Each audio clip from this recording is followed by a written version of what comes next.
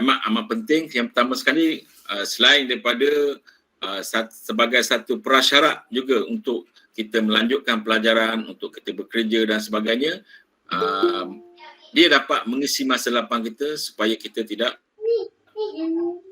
mengabaikan semasa yang terluang. Di samping itu, dengan co-curricular ini juga kita akan dapat menambah ilmu-ilmu pengetahuan yang ada pada kita. Bukan sahaja kemahiran tu kita serlahkan bakat kita, tapi dengan adanya penyertaan co-curricular ini, kita dapat menambah ilmu pengetahuan di samping dengan skill-skill ataupun kemahiran yang kita miliki. Dan kemahiran itu boleh dipanjangkan ataupun boleh ditambah baik daripada masa ke semasa kalau kita sentiasa berdekatan dengan co-curriculum. Co-curriculum juga dapat membuat kita ada jati diri. Dapat menghindarkan kita daripada masalah-masalah disiplin dan masalah-masalah tingkah laku ataupun juga masalah-masalah yang mengganggu masyarakat dan sosial akan datang. Ya. Di samping itu, aktiviti co-curriculum juga dapat memupuk perpaduan di kalangan kita, khususnya murid-murid. Tak suka bergaduh, tak suka perpaduan, kerjasama erat. Dan dapat meningkatkan disiplin. Seterusnya, of course lah, dia dapat menyihatkan tubuh badan kita, minda kita, sebab kita sentiasa menggunakan tenaga, menggunakan kemahiran, menggunakan kemahiran sosial kita untuk berhubung dan sebagainya. Jadi saya rasa itu saja yang saya tak nak cakap panjang pada malam ini, kerana forum itu sendiri akan menentukan apa isi hati daripada program kita pada malam ini. Dengan itu, sekali lagi saya ucapkan terima kasih kepada semua jawatankuasa yang dapat menganjurkan forum kita pada malam ini, sama ada daripada gurunya, pelajarnya, dan tidak terkecuali terima kasih yang tidak terhingga kepada 2 orang ahli panel kita yang begitu hebat pada malam ini. Dengan itu saya sudahi ucapan saya pada malam ini dengan lafaz bismillahirrahmanirrahim. Saya rasmikan forum Silahkan Bakat Raih Jaya pada malam ini. Sekian, wabillahi taufiq. Wassalamualaikum warahmatullahi taala wabarakatuh. Waalaikumsalam. Majlis mengucapkan ribuan terima kasih di atas ucapan itu tadi. Rakan-rakan yang saya hormati sekalian, sebelum meneruskan program kita pada malam ini, izinkan saya menceritakan serba sedikit latar belakang 2 orang tetamu jemputan kita. Pertama, saudara Mio Adib Rushaidi bin Aib Rosdi, Wakil Pahang MSSM tingkatan 3 dan 5, Wakil Asasi untuk UIAM dan mendapat tempat pertama di peringkat asasi secara berkumpulan. Beliau juga diserap untuk mewakili UIAM di peringkat ijazah. Mendapat tempat ketiga di peringkat masum secara berkumpulan pada tahun 2018 dan 2020. Beliau juga menyandang pangkat Presiden untuk Kelab Catur UIAM pada usia 21 tahun. Mengajar asas catur di 3 buah sekolah dalam jangka masa yang lama. Kini menyertai 12 wakil UIAM dan 12 pemain pelapis. Kedua, saudari Wan Adalia Rasha bin Aib Rosdi. Dilahirkan pada tahun 2004 dan sedang belajar pada tingkatan 5. Mula bermain catur sejak usia 6 tahun. Kejayaan beliau dalam perlawanan catur ialah dapat ke MSSM sebanyak 3 kali, iaitu pada tahun 2018 sehingga 2021. Seterusnya berjaya ke MSSP sebanyak 4 kali dari tahun 2018 hingga 2021. Beliau juga pernah memenangi pertandingan di Sabah iaitu El Clasico pada tahun 2017.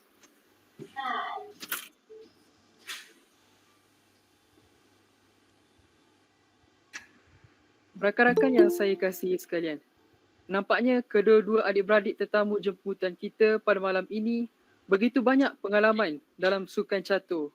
Pada masa yang sama juga, pencapaian mereka berdua dalam bidang kurikulum sangat membanggakan seiring dengan pencapaian dalam bidang co-kurikulum. Baiklah, tanpa membuang masa, Izinkan saya bertanya beberapa soalan untuk perkongsian bersama-sama dengan para hadirin.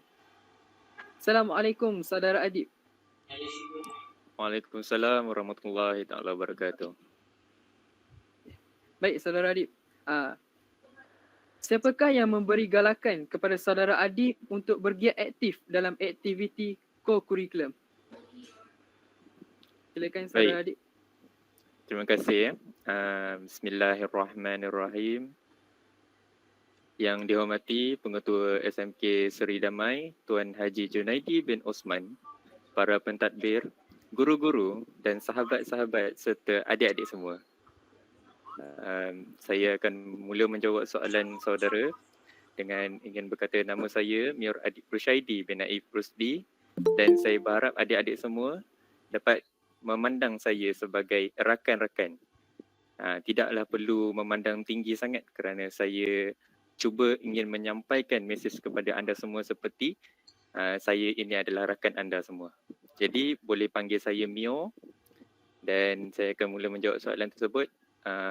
Apakah atau siapakah yang menjadi galakan kepada saya untuk meneruskan aktiviti koko ini? Baiklah. Saya akan mulakan dengan memberi jawapan bahawa ibu bapa menjadi pendorong utamalah kepada saya untuk meneruskan aktiviti koko dalam hidup saya sampailah ke peringkat universiti. Mereka telah mencurahkan segala apa yang mereka ada untuk kami adik-beradik dalam meneruskan kejayaan kami dalam aktiviti koko ini. Khususnya dalam situasi saya punya penglibatan dalam aktiviti koko ialah dengan bermain catur. Jadi apa yang saya boleh katakan dekat sini, adik-adik semua perlu mendapat dorongan daripada ibu bapa, namun kepada mereka yang kekurangan ataupun ketiadaan, rakan-rakan juga saya boleh katakan menjadi pendorong kepada saya dalam meneruskan, menjadi penggalak kepada saya untuk meneruskan aktiviti koko ini atau dengan lebih spesifiknya aktiviti sukan catur ini. Kerana tanpa mereka saya tak rasa saya dapat meneruskan aktiviti sukan catur ini. Dan terakhir sekali apa yang saya boleh katakan ialah saya percaya perkara ini takkan boleh dilakukan tanpa motivasi diri sendiri. Sekiranya saya berhenti di separuh jalan, saya tak rasa saya akan boleh mencapai tahap mewakili di peringkat universiti dalam sukan catur ini. Apa yang saya boleh katakan ialah mereka ini adalah insan-insan yang cukup istimewa buat saya dalam membantu saya meneruskan memperjuangkan aktiviti co-curriculum ini. Itu saja. Terima kasih.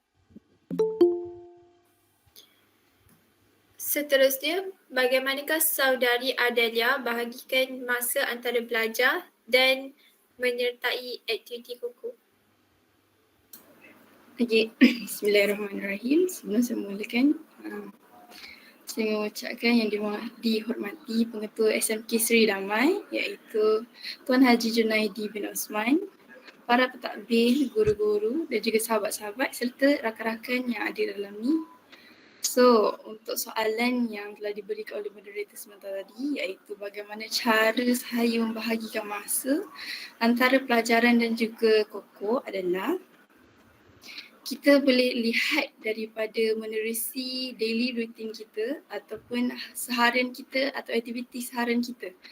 Cara untuk membahagikan memang payah, especially untuk budak-budak Form 5 sebab kita mempunyai pelbagai program dan juga camp yang perlu kita join. So jadi cara nak bahagikan adalah dengan cara kita tengok daily routine kita untuk sehari berapa jam dan juga berapa aktiviti yang kita lakukan. So untuk kita, seperti yang kita tahulah, untuk daripada hari Isnin sampai ke hari Jumaat memang kita akan busy dengan pelajaran. So jadi untuk bagi masa bagi untuk waktu malam, dia lebih better untuk kita study dengan praktikkan dengan apa yang ada time kita belajar sepanjang PDPR tu lah. Seterusnya untuk kita tekankan adalah dengan kita tengok pada waktu weekend, iaitu pada waktu Sabtu dan Ahad. Dengan seterusnya saya lebih prefer untuk rakan-rakan sekalian untuk korang buat timetable ataupun waktu seharian untuk korang tahu waktu mana yang sesuai untuk kamu sambung belajar ataupun lakukan aktiviti kokurikulum. Contohnya macam saya pada Sabtu Ahad, setiap pagi akan ada kelas, iaitu kelas untuk Form 5 untuk setiap subjek sampailah waktu tengah hari. So selepas waktu tengah hari tu kita akan diberi waktu lah. So time tu kita bahagikan terus. Lepas kita dah belajar, lepas kita dah lakukan pelajaran, kita ambil waktu rehat. Ambillah dalam waktu rehat sekitar 2 jam ke, sampailah waktu selepas Zuhur ataupun selepas Asar. Time tu lah baru kita boleh fikirkan untuk teruskan dengan kurikulum. So untuk basic kurikulum, kita tengok kepada aktiviti atau buku yang kita terlibat. Contoh kalau macam saya mengambil koko atau aktiviti iaitu catur. Saya akan join mana-mana aplikasi yang berkaitan dengan catur. Seperti macam contohnya chess.com. Dan saya akan buka app tersebut dan bermain dengan orang luar negara. So kita akan ambil masa dalam 2 jam untuk spare time untuk bahagian tu. Sama juga dengan aktiviti selain daripada catur, iaitu korang contohnya yang siapa yang ambil untuk bola sepak ke, bola jaring ke. For that time, I think better kalau korang ambil maknanya you guys ambil waktu time petang lah. For example, korang boleh spare time dekat taman ke, ataupun boleh juga main dekat depan rumah, like play with your family ke. So that memang except for you just study, take a rest and then you continue with koko. So that's how you stabilize both of them, so that korang tak lah struggle sangat. And just so you know, beside for that, ada juga case where korang punya exam bertindas dengan tournament. For example, macam saya pernah sebelum ni, during MSSP this year, saya bertindih dengan aktiviti Form 5. So jadi, sebabkan itu cara untuk bahagikan adalah cara untuk saya fokus adalah dengan fokus satu benda, iaitu tournament dulu. So untuk tips saya adalah kalau kita tahu human brain can focus on 2 things. So you guys choose one thing, which is your tournament. So sama juga untuk form-form lain. Kalau korang time tu korang fikir korang ada tournament, at the same time korang pun ada exam. So tolong fokus on one thing yang tengah berjalan, iaitu tournament. Bila you dah stop, bila dah settle tournament, that time baru you guys fikir untuk study. So jangan, kes kita memang tak boleh nak fokus 2 benda. Human brain memang tak boleh sebab nanti korang akan struggle. So takut nanti bila you guys fokus nak study dulu ke, nak tournament dulu ke, nanti korang akan jadi pening. So during that time, I bagi tips, tolong fokus on tournament dulu. Settle tournament, barulah you guys repeat paper nanti. Time tu baru you guys fikir untuk study. So that time baru korang tahulah macam mana nak focus on 2 thing dengan cara you guys separate your time. So I think I haraplah for you guys untuk tahu daily routine korang macam mana, and then try to create your own timetable, and then also try to separate, which mean that try to focus which one you guys are good at, and then memang setiap hari lah you guys kena ingat apa yang akan dibuat dulu, and then mana yang kita kena fokus dulu. So dengan cara macam ni, you guys memang boleh stabilkanlah dulu benda tu. So I think that's all from me. Thank you so much for your question. Kita teruskan lagi dengan Saudara Adib.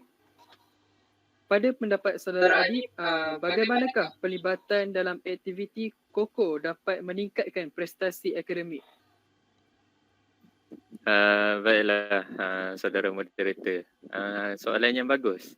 Bagaimanakah aktiviti KOKO dapat meningkatkan prestasi akademik?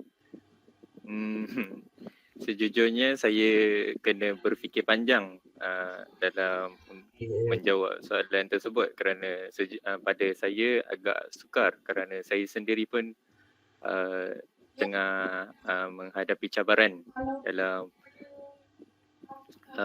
meneruskan aktiviti co-curriculum dan juga menstabilkan saya punya akademik. Baik, jadi apa yang saya boleh katakan di sini ialah aktiviti co-curriculum dapat meningkatkan kemahiran sosial antara rakan-rakan. Apa yang saya maksudkan dekat sini, apabila kita melibatkan diri kita dalam co-curriculum, kita automatik akan nampak pergaulan antara rakan-rakan. Dan dari mana kita boleh pergi, apakah kaitan sosial dengan akademik?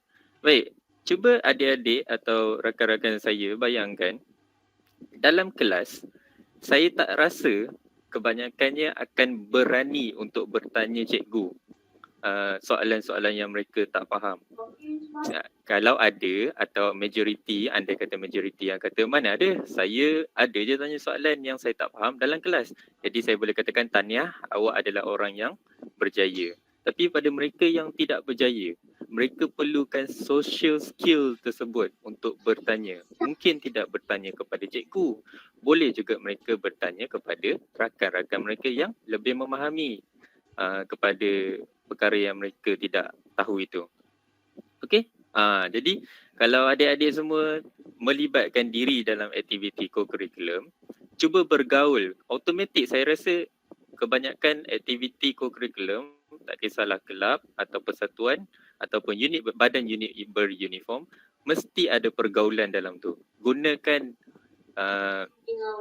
social skill yang adik-adik berjaya peroleh tu dalam kelas. Tak faham, tak nak tanya cikgu, tak apa. Kalau boleh tanyalah cikgu sebab mereka jauh lebih memahami. Tapi kalau takut nak tanya cikgu, boleh tanya rakan-rakan yang tidak memahami tu. Okay, so for the next point is aktiviti co-curriculum ni dapat membentuk disiplin dalam diri. Apakah yang saya maksudkan membentuk disiplin dalam diri? Seperti saudari Adalia telah mengatakan sebelum ni, saya percaya jadual untuk adik-adik semua di fasa sekolah cukup padat. Saya tidak mengatakan di universiti tidak padat, saya juga mengalami masalah yang sama. Jadi, apabila saya menyertai atau melibatkan diri dalam aktiviti co-curriculum, saya dapat mendisiplinkan diri. Saya dapat mengikut jadual-jadual saya dalam membahagikan masa untuk akademik dan juga membahagikan masa untuk co-curriculum saya. Sebagai contohnya, saya memberi situasi. Andai kata saya pada hari Ahad, sepatutnya semua orang berehat. Tapi disebabkan saya perlu membalanskan antara akademik dan juga co-curriculum, saya perlu memilih. Okey, hari ni saya nak buat apa? Saya nak study pukul 9 pagi sampai pukul 12. Contohnya. Lepas tu saya akan makan, solat. Lepas tu saya akan fokus. Kalau saya main catur. Saya akan fokus bermain catur pada waktu malam. Sebagai contohnya, catur ni pada saya adalah suatu permainan atau suatu penghiburan untuk saya. Jadi kalau saya bosan, saya mainlah catur. Macam itulah saya membahagikan masa saya, meningkatkan taraf permainan catur saya, dan pada masa yang sama saya menstabilkan aktiviti akademik saya sendiri. Jadi di situ kita boleh nampak betapa saya makin lama makin mendisiplinkan diri. Saya tak katalah saya terus menerus mengikut jadual tersebut. Saya cuma manusia. Jadi adalah masa-masa saya malas. Tapi apa yang saya boleh katakan dekat sini, kalau tidak kerana saya melibatkan diri saya dalam aktiviti co-curriculum, saya tak rasa saya boleh dapat menstabilkan akademik saya. Okey? Jadi poin yang ketiga pula, dalam bagaimana pelibatan co-curriculum dapat meningkatkan akademik.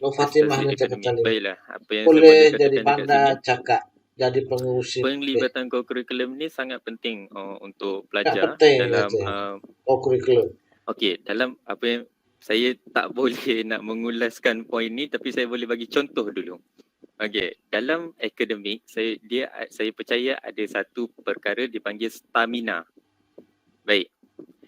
Kalau katakan awak diberi masa 24 jam untuk belajar, tak semua orang boleh kekalkan momentum 24 jam untuk belajar sahaja. Bukan. Itu yang saya panggil Saya tahu stamina. ada nama. Jadi Jadi untuk meningkatkan stamina adik-adik, dan juga saya memberi nasihat ni kepada diri saya jugalah. Untuk meningkatkan stamina tersebut, cara lainnya adalah dengan melibatkan aktiviti co-curriculum. Sebab body kita atau badan kita sendiri akan cuba menyesuaikan diri dalam meningkatkan stamina ini atau mengekalkan, menguatkan stamina ini. Mungkin saya bagi contoh tadi 24 jam. Mungkin dalam masa yang pertama adik-adik boleh buat dalam masa 12 jam. Saya bagi 12 jam kerana saya meletakkan expectation yang tinggi untuk adik-adik. Saya percaya semua adik-adik ni boleh mencapai kejayaan dalam akademik dan juga co-curriculum yang cukup tinggi. Jadi mungkin tanpa pelibatan kuku, adik-adik dapat meneruskan penumpuan adik-adik dalam akademik selama 12 jam. Mungkin selepas melibatkan diri dalam aktiviti co-curriculum, boleh meningkat kepada 16 jam, 18 jam, 19 jam. Bukan, itu sebagai contoh. Mestilah awak semua ada makan, ada tidur, ada solat. Tapi nak katakan dekat sini, tanpa aktiviti co-curriculum, mungkin adik-adik takkan boleh pergi sejauh yang adik sendiri pun tidak dapat membayangkan. Jadi saya rasa itu kot yang saya boleh katakan buat masa ni. Okay, terima kasih. Terima kasih saudara Adib. Soalan seterusnya, bolehkah saudari Adalia kongsikan kepada kami apakah kelebihan murid yang bergiat aktif dalam aktiviti co-curriculum? Okay, terima kasih atas soalan tersebut. So untuk kelebihan yang siapa yang memang bergiat aktif dalam aktiviti co-curriculum, saya boleh ceritakan berdasarkan pengalaman saya iaitu aktif dalam catur. So untuk kelebihan dia sebenarnya there's macam banyaklah benefit untuk siapa yang aktif dalam koko. For example, dalam memang korang aim sijil, especially untuk siapa-siapa yang sama umur saya itu form 5. Tapi selain daripada itu ada juga benefit yang selebihnya yang kita tak tahu, yang memang jaranglah orang ceritakan, melainkan kalau you guys memang masuk dah sampai ke MSSM, iaitu sponsor ataupun loan kita dapat. boleh. Untuk pandangan orang ramai, bila kita dah aim sampai peringkat kebangsaan, orang akan fikir you just dapat medal and also sijil. That's all. Beside that, you dapat bangkitkan nama sekolah you, and then also dapat you wakil negeri. That is the thing that diorang pandang, tapi diorang tak pandang selebihnya. Yang sebenarnya untuk benefit kita yang dapat giat sampai ke MSSM ke MSSP adalah kita dapat sponsor lah, contohlah sponsor. Bila kita dah wakil, contoh kalau kita wakil sekolah, kita pergi MSSP, kita wakil sekolah, kita tingkatkan nama sekolah.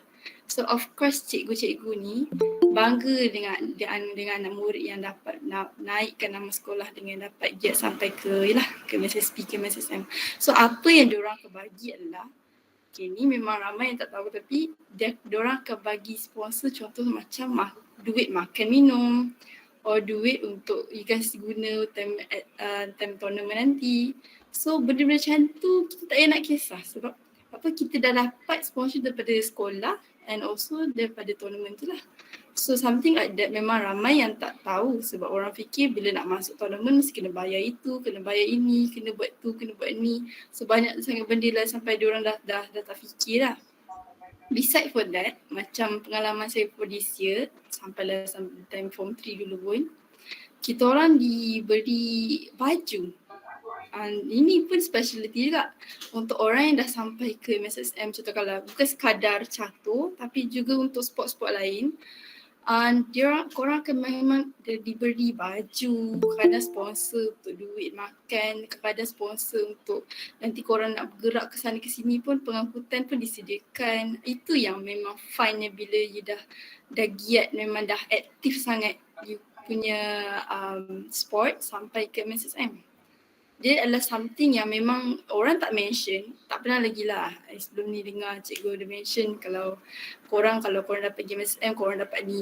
Tak, biasanya cikgu akan tekankan, you guys kalau dah dapat sampai kebangsaan, you guys akan dapat CJ kebangsaan. And something like that lah orang akan semua mention. Tapi tak pernah orang mention, you guys nanti dapat sponsor, no. And then except for that, kelebihan dia adalah, of course kita memang tahu pasal CJ tu. But CJ pun seperti kita tahu kalau contoh untuk PT3 ke atau untuk SPM nanti, you guys akan ada CJ Koko. So based on what highest you go, dari situlah daripada fasa mana sampai contoh daripada MSSP ke, you just standard sampai MSSD ke, dari situlah orang akan grade you daripada situ. Means like kalau you guys memang dah dapat sampai ke MSSM, orang akan grade you high. Kini budak Koko, CJ Koko dia mesti tinggi. So itu pun boleh bawa, and then you guys pun boleh dapat sampai ke universiti, boleh bawa sampai ke universiti. Bila dah sampai ke universiti, orang lagi akan pandang tinggi. Contohnya macam saudara Adib yang memang orang dia daripada sekolah menengah, memang tinggilah dia punya sijil dia, sampai ke universiti dia still boleh bawa. Sebenarnya orang pandang, oh ni lah budak player catur, inilah yang bangkitkan nama, inilah yang tingkatkan nama you, inilah yang memang betul-betul popular lah. Memang orang akan pandang you dari segi tu. Sebab tu jangan fikir bila dah masuk, bila aim masuk Koko, you just fikir oh sekadar sijil, oh orang ni just dapat medal. No, dia ada lebih lagi. Then korang jangan fikir, I mean like you guys don't be narrow minded lah. Just open your mind, and then memang bila you dah sampai ke tingkat tu, percayalah memang korang akan sebangga sangat.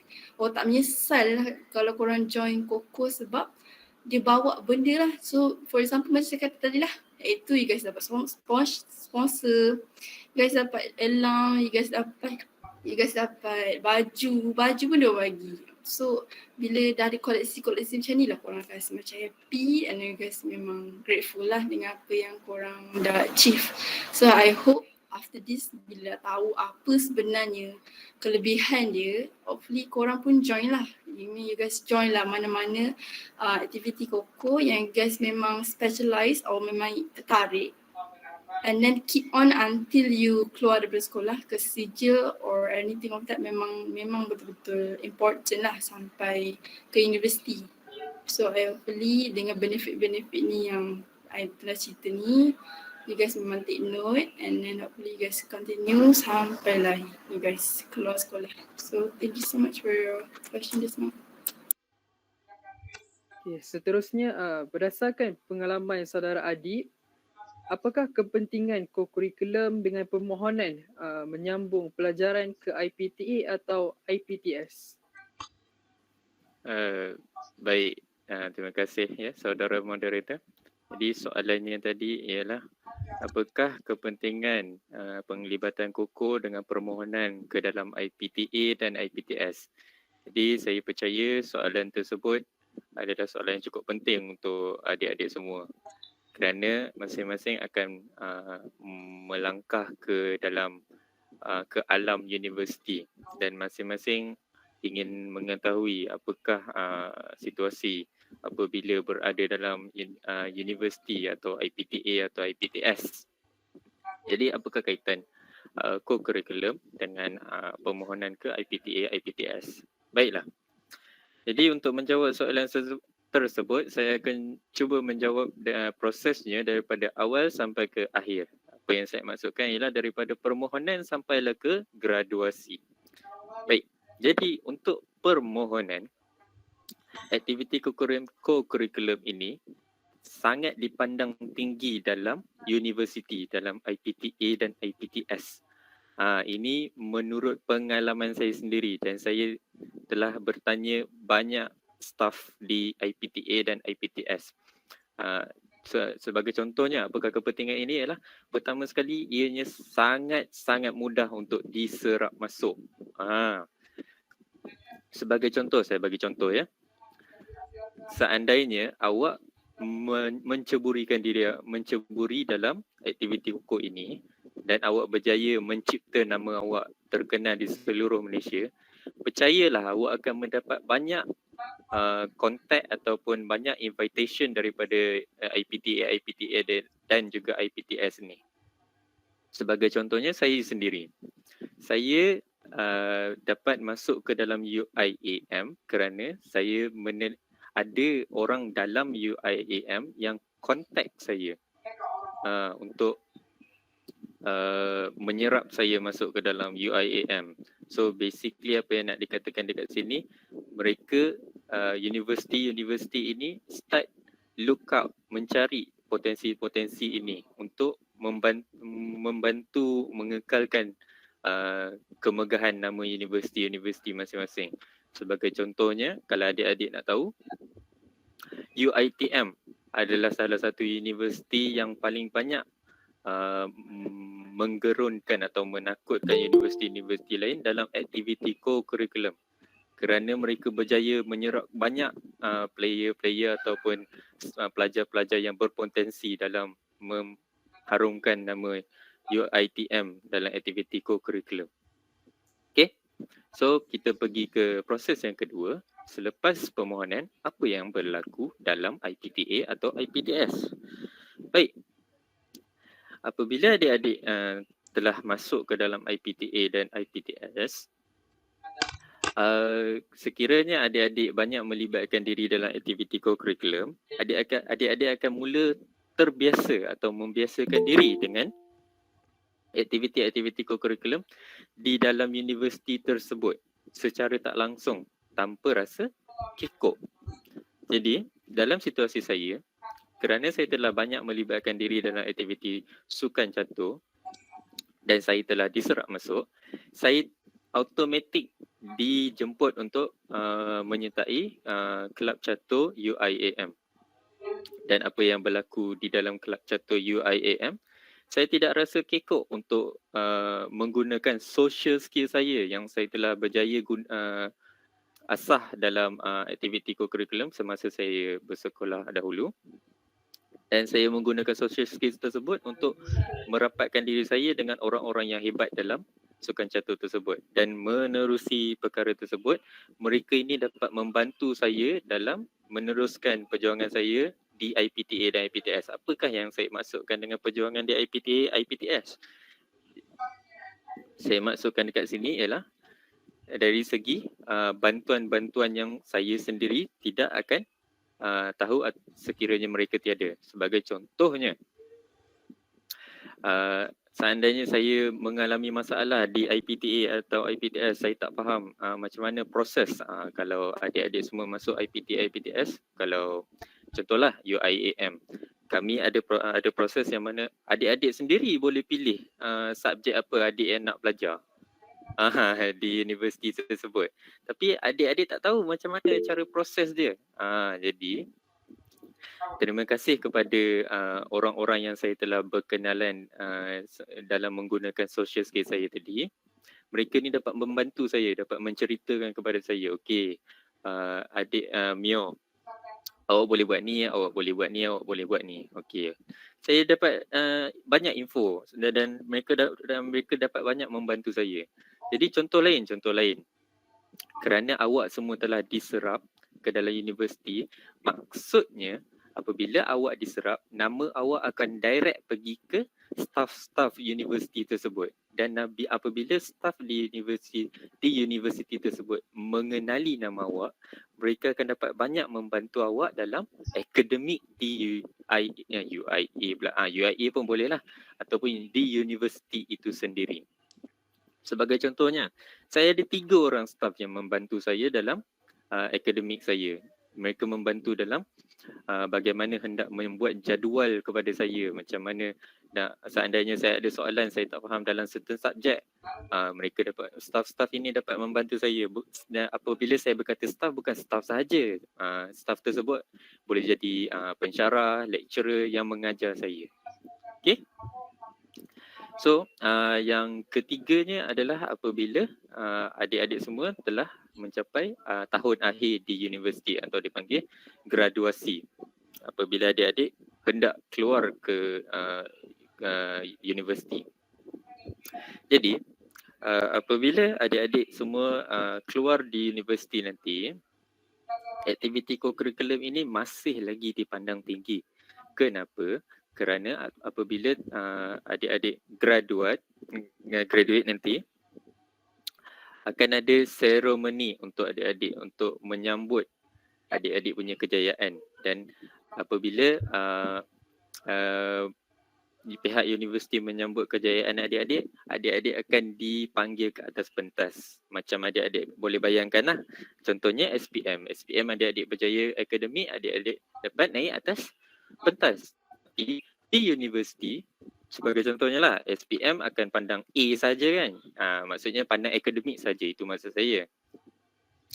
Maksudnya kalau di tahap SPM akan hanya pandang akademik. Tapi di universiti, akademik dan juga co-curriculum dipandang. Ini staff sendiri yang bercerita kepada saya. Dia bagi dua contoh ataupun dua situasi. Di mana A, katakanlah ada seorang pelajar yang bernama A. Dia mendapat pointer 3.8 contohnya. Tapi dia tak melibatkan diri langsung dalam aktiviti co-curriculum. Dan kita ada orang kedua ataupun pelajar kedua yang bernama B. Dia mendapat pointer 3.5 sahaja, tapi dia punya aktiviti co-curriculum cukup tinggi. Jadi, apa yang berlaku ialah ni telah berlaku betul-betul berlaku di UIAM situasi ni. The best student of the year dalam department saya, department tu maksudnya course yang saya ambil lah. Saya ambil kuliah engineering, biochemical dan bioteknologi. Pada tahun tersebut, pelajar B yang mana mendapat CGPA 3.5 dan aktiviti co-curriculum yang cukup tinggi itu mendapat the best student of the year dalam department tersebut. Jadi adik-adik jangan pandang rendah pada aktiviti co-curriculum ni. Lagi-lagi apabila adik-adik dah masuk universiti. Percayalah, aktiviti co-curriculum ni sangat membantu. Cuma apa yang saya boleh kata kat sini, everything has a price to be paid.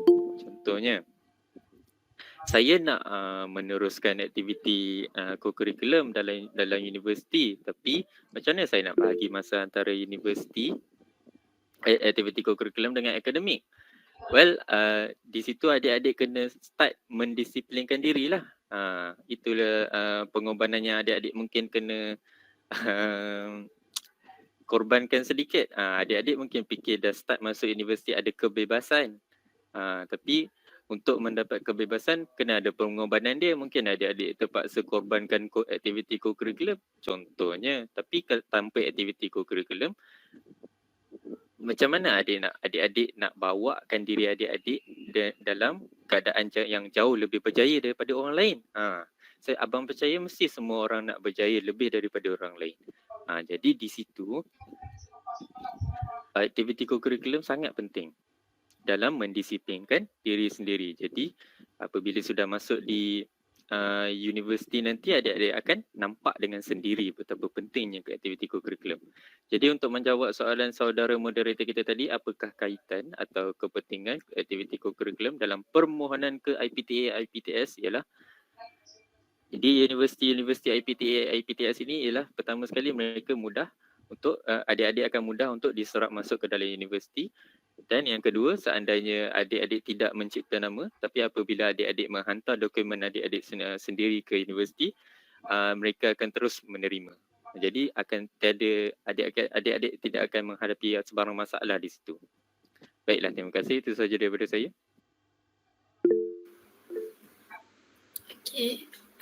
Soalan seterusnya, bolehkah saudari Adelia terangkan kenapa aktiviti co-curriculum begitu penting kepada murid sekolah? Okay, so untuk soalan tersebut, Terima kasih sekali lagi atas soalan tu.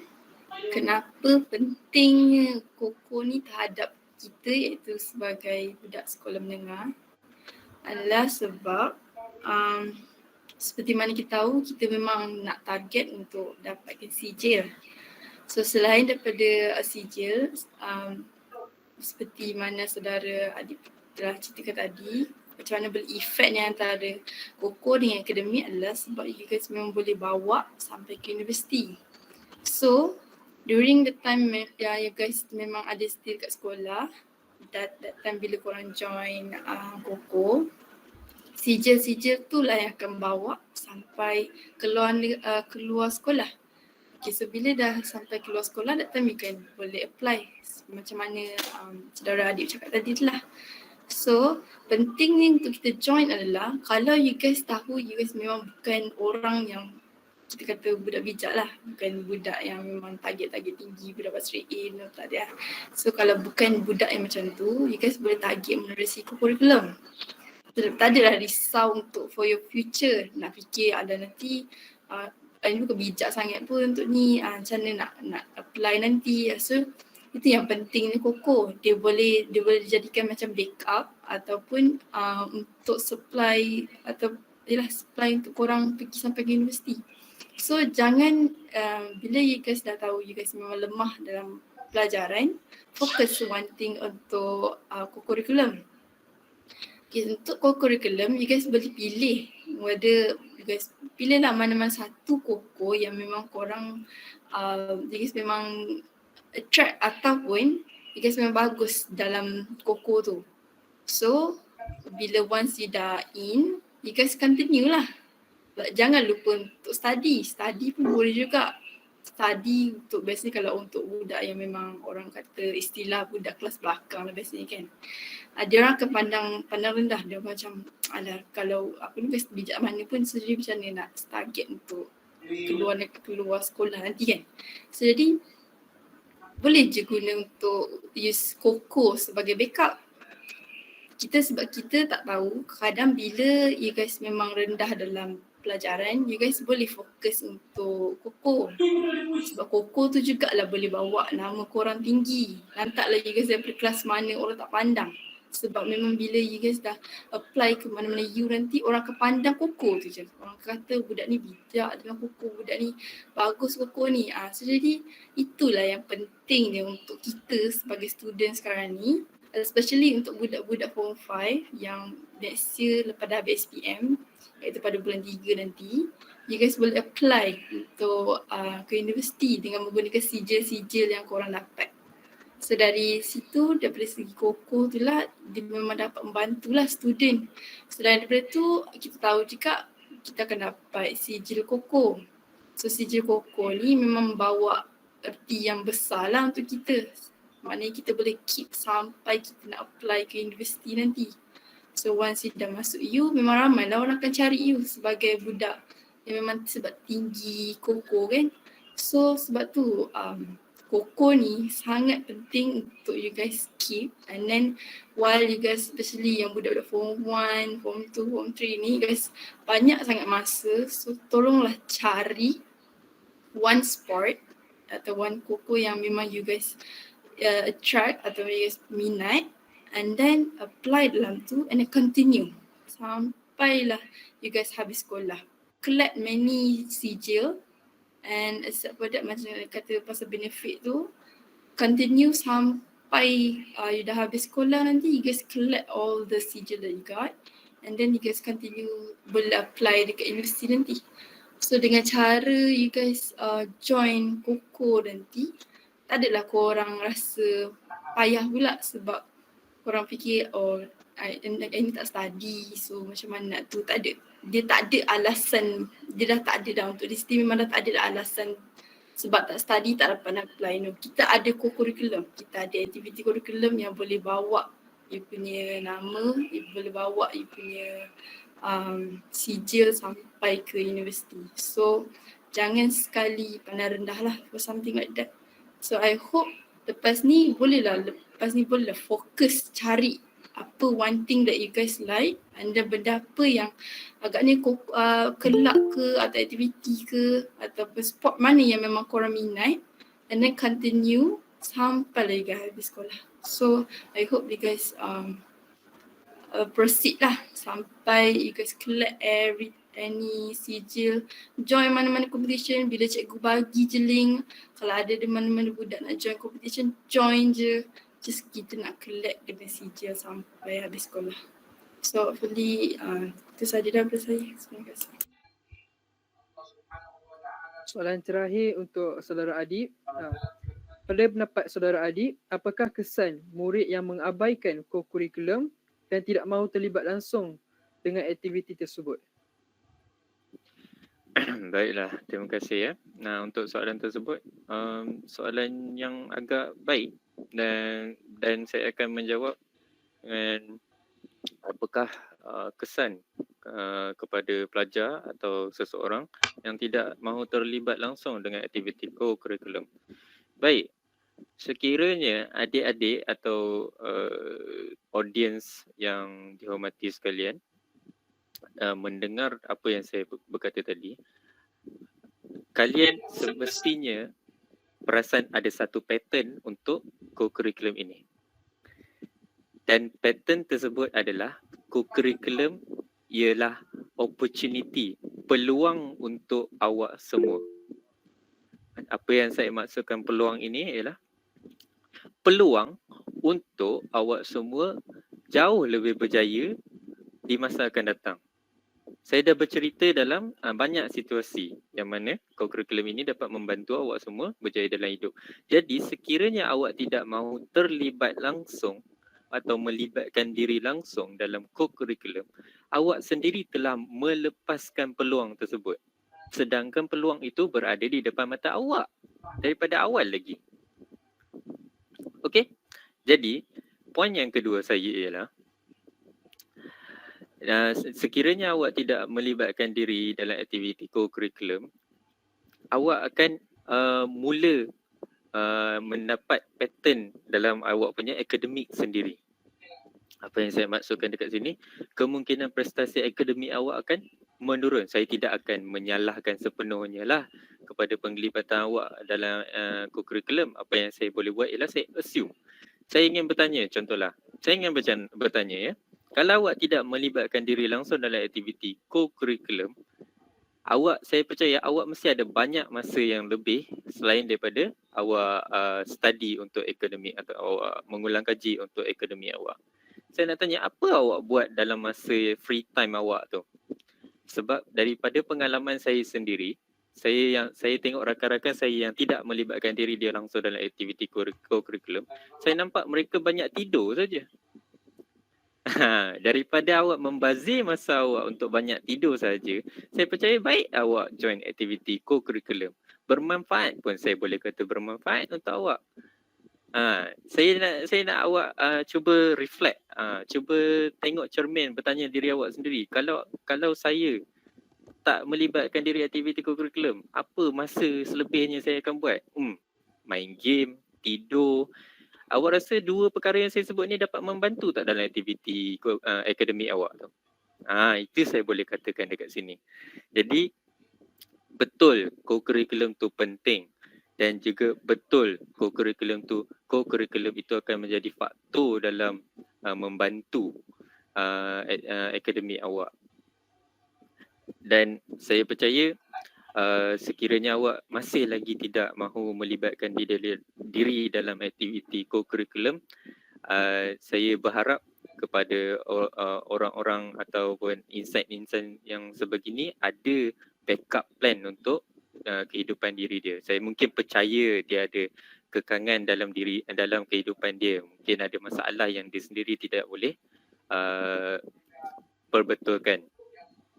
Contohnya, ataupun mereka sendiri percaya pada akademik, markah akademik mereka sendiri. Mungkinlah mereka ini adalah insan-insan yang cukup bijak, dipandang tinggi di mata dunia, yang tidak memerlukan aktiviti co-curriculum. Jadi sekiranya awak adik-adik adalah salah seorang insan tersebut, saya tidak akan memaksa untuk melibatkan diri dalam aktiviti co-curriculum. Tapi apa yang saya boleh katakan di sini ialah cuba bayangkan kalau adik-adik melibatkan diri banyak dalam aktiviti co-curriculum. Sebab apa yang abang nak sampaikan dekat sini ialah abang tak nak bila awak dah besar nanti awak semua pandang belakang, awak fikir kalaulah.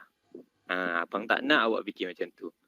Biarlah awak ambil peluang tu sekarang dan supaya bila di masa akan datang awak tak perlu pun tengok di belakang dan berkata kalaulah. Okey? Jadi itu saja daripada saya. Terima kasih. Okey, soalan terakhir. Untuk perkongsian terakhir pada malam ini, apakah nasihat saudari Adalia kepada rakan-rakan kita yang baru nak terlibat dengan aktiviti co-curriculum ini? Okey, so jadi bagi soalan sebentar tadi, untuk nasihat saya untuk siapa-siapa yang lepas dah habis majlis ni korang memang terfikir untuk join, my advice would be korang continue. Bila dah join, jangan just focus on one thing, is that you nak sijil macam yang cakap sebelum ni lah. Which mean bila dah join, sebelum ni kalau based kepada pengalaman lah, sebenarnya pernah jadi coach juga untuk budak-budak rakan-rakan saya ataupun budak-budak sedas sebelum ni dipanggil untuk jadi coach untuk korang join pertandingan catur iaitu pada bulan Julai, bulan Jun gitulah. Saya ada bagi advice orang iaitu I harap bila once you dah join Koko tu, jangan berhenti kat situ semata untuk sijil. No. Bila dah join, continue sampai you guys dah habis sekolah. Bila you guys dah habis sekolah, time tu lah you guys berfikir, oh betul juga aku join Koko ni, bagus juga aku join. Tak adalah nanti bila dah masuk you dah termengang-mengang tak tahu nak pilih mana, nanti mula tak tahu nak join mana, kelab mana. So tu ada benefit dia. And the second thing I sebab katalah, bila dah masuk something, dia bila kita dah belajar, something lah, bila kita belajar something new, of course orang akan keep sampai bila-bila. And then benda yang kita keep, kita boleh ajar dekat orang lain juga. So sama macam saya dulu waktu yang kecil, sebelum saya masuk catur, sebelum saya join sukan catur, saya memang tak tahu apa. Tapi bila once kita dah belajar untuk masuk, belajar tentang sukan yang kita ambil tu, sampailah sekarang saya keep, saya pula yang ceritakan kepada orang. Macam mana catur ni, macam mana sukan ni. Sama lah juga macam you guys. You guys pun boleh keep benda yang korang belajar, you guys keep sampai bila-bila you guys boleh ajar balik. So the opportunity for you to teach others after you keep one thing memang besar lah maknanya. Seperti macam kita kata, ilmu yang dipelajari jangan lupa dikongsi. So jadi dengan cara macam tu, kita tak ada lah rasa macam risau ke atau macam cakap untuk orang yang first ni. Memang itulah advice saya, itu jangan lepas dah join, after habis sekolah you off. No. Lepas habis sekolah tu continue lagi. Continue sampai bila. Sebab benda tu lah yang bagi korang opportunity untuk jadi lagi bangkit, jadi lagi macam cakap banyaklah benda yang korang akan dapat selain daripada korang join. So I hope lepas ni untuk for my advice, hopefully memang reach lah to your heart and hopefully you guys memang akan ingat lah apa yang saya, saudara Adalia dan juga saudara Adib cakap untuk malam ni. So hopefully untuk orang-orang yang baru start, ingat the first thing is that don't forget you guys memang kena wajib fikir apa itu kurikulum lepas kita orang dah ceritakan apa pengalaman kita orang. And the second thing is that jangan lupa orang yang sokong dari belakang iaitu parents, cikgu. Okay, and then the third thing adalah keep in mind that sports jangan pandang remeh just because it's sport. Jangan fikir peluang datang just untuk orang-orang yang bijak dia. No. Dia datang untuk orang yang berusaha, untuk orang yang memang berusaha untuk berjaya lah. Siapa-siapa pun boleh berjaya sebenarnya. Sebab tu dia tak ada istilah orang kelas belakang, memang tak ada sebenarnya. Dia tak ada istilah budak kelas belakang.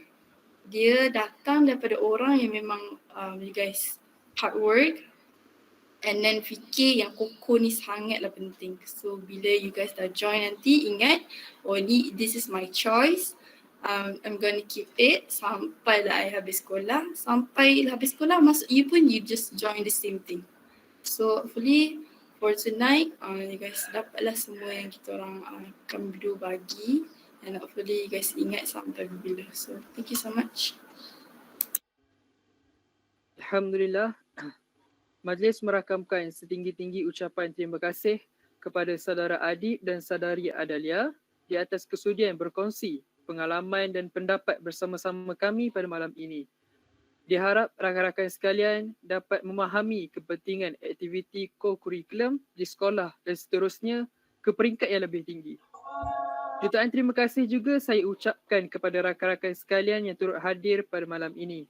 Moga perkongsian pada malam ini memberi manfaat dan panduan untuk kita semua. Akhir kata, saya memohon maaf jika ada terdapat sebarang kesilapan sepanjang mengendalikan majlis ini. Sekian. Assalamualaikum warahmatullahi wabarakatuh. Sebelum kita akhiri majlis kita, mari kita sama-sama buka kamera untuk sesi penggambaran.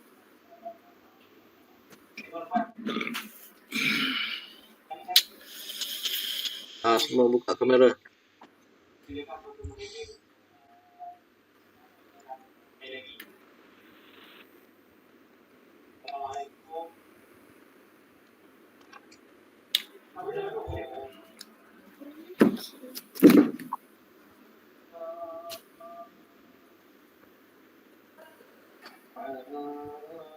Okay, dah.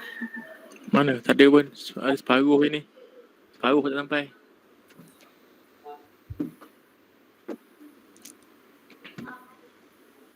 Apa tu change layout kecil sikit.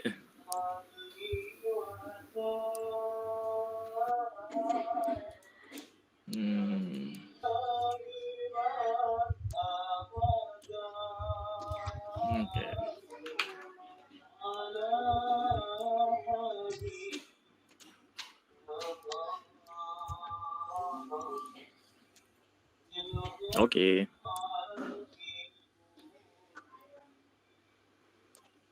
Terima kasih semua. Okey, Assalamualaikum. Anak-anak pelajar sekalian. Kata 5 khususnya. Pengetua nak ingatkan, mungkin hari Rabu ini, kita akan ada libat urus dengan ibu bapa tentang operasi pembukaan sekolah. Ya. Yang akan kita laksanakan pada 11 hari bulan 10. Ya. Jadi diminta bagi tahu kepada ibu bapa dulu. Kita akan jumpa dengan ibu bapa anak-anak pelajar dalam platform Google Meet jugalah dalam pukul 2.30 petang. Diharap semua ibu bapa tingkatan 5 menyertai libat urus, kerana ada pertanyaan. Kalau ada ibu bapa nak tanya apa-apa, kita boleh buat pertanyaan. Dan libat urus dengan anak-anak pelajar sendiri mungkin kita buat hari Khamis. Ya. Hari Isnin tu libat urus bersama guru-guru tingkatan 5. Hari Selasa kita ada program lain. Hari Rabu kita ada libat urus dengan ibu bapa, khususnya pelajar tingkatan 5. Dan kalau ada pelajar kelas lain pun, ibu bapa yang nak masuk, kita alu-alukan. Ya, boleh Okey, bagi tahu semua kepada ibu bapa kalau ada apa maklumat yang boleh dia kongsi dengan sekolah ataupun sekolah kongsi dengan ibu bapa. Terima kasih semua. Assalamualaikum. Tahniah. Terima kasih semua. Terima kasih semua. Panel pun terima kasih. Terima kasih. Okay, isi isi ni untuk dapat CJ, isi form ni. Okay, terima kasih Helmi. Okay. Terima kasih Haji, terima kasih Cikgu Hairi, Lukman, Fatimah, bagus. Thank you Adik, thank you Adelia. Terima kasih semua.